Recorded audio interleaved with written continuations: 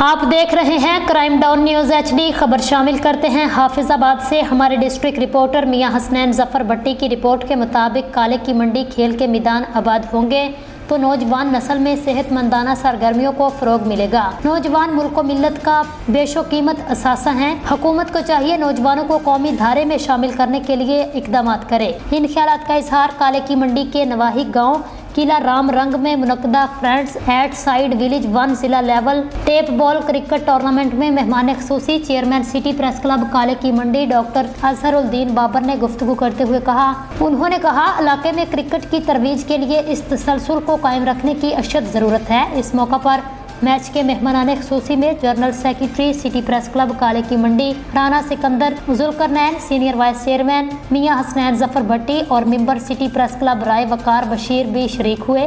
Cricket tournament इंतजामिया की जानिब से मेहमानों की आमद पर पुरतपाक इस्तकबाल किया गया। मेहमानों की आमद पर उनका शुक्रिया अदा किया गया। अब तक के लिए इतना ही। मजीद न्यूज़ और अपडेट्स के लिए आप देखते रहिए क्राइम डाउन न्यूज HD। अल्लाह हाफिज।